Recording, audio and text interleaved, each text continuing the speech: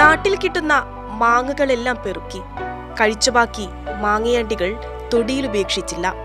ഞങ്ങളെ വീട്ടിൽ നിന്ന് ഞങ്ങൾ കഴിച്ച അണ്ടികൾ മുളപ്പിച്ച് വിവിധ ഇനം അണ്ടികൾ ശേഖരിച്ച് ഇപ്പോൾ അത് തൈയായി മുളപ്പിച്ചു.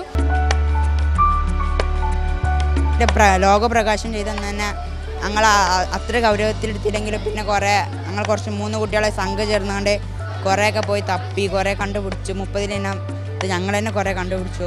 അത് ഓരോ വീട്ടിലും ഓരോരുത്തർ കുഴിച്ചിട്ട് ഉണ്ടാക്കേണ്ട ഓരോ മുത്തശ്ശന്മാരൊക്കെ ഉണ്ടാക്കിയ ഓരോ അണ്ടികളും ഉണ്ടായിട്ട് അതിലെ മാവ് ഓല് തിന്ന അണ്ടികൾ തന്നെയാണ് കൊണ്ടുവന്ന് മിക്കവാറും ഉണ്ടായിട്ടുള്ളത്.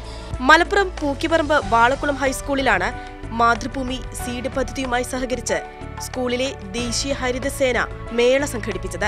ഞങ്ങൾ നവംബർ മാസത്തിൽ രണ്ട് തവണയായിട്ട് 2 ദിവസമായിട്ടാണ് ചെയ്തത്. സൺഡേ ഫാമിംഗ് ഞായറാഴ്ചകളിലാണ് ചെയ്യാറ്. ഇപ്രാവശ്യം സൺഡേ ഫാമിംഗ്, ഫ്രൈഡേ ഫാമിംഗ് ഉണ്ടായിരുന്നു. ഒരു ദിവസം വെള്ളിയാഴ്ചയായിരുന്നു. മാങ്ങ പായസവും മാങ്ങ ഹൽവയുമുണ്ട്. കുട്ടികൾക്കൊപ്പം അധ്യാപകരുമുണ്ട്. ആവേശവും പുതിയ അറിവുകളും നൽകുന്നത് ഈ അധ്യാപകരാണ്. ശരിക്കും 2017 മാർച്ച് ലാസ്റ്റ് ഞങ്ങൾ നിർവൃതി ക്യാമ്പ് സംഘടിപ്പിക്കുകയും ആ ക്യാമ്പിൽ വെച്ചൊരു പ്രഖ്യാപനം നടത്തുകയായി. അതായത് സീഡ് കഴിഞ്ഞ 2 വർഷമായി നടത്തി വരുന്ന നാട്ടുമാഞ്ചോട്ടിൽ എന്ന പരിപാടിയാണ് ഇതിൻ്റെ പിന്നിലെ പ്രധാന ചാലകശക്തി. നാട്ടുമാവുകൾ അന്യമാകുന്നില്ല.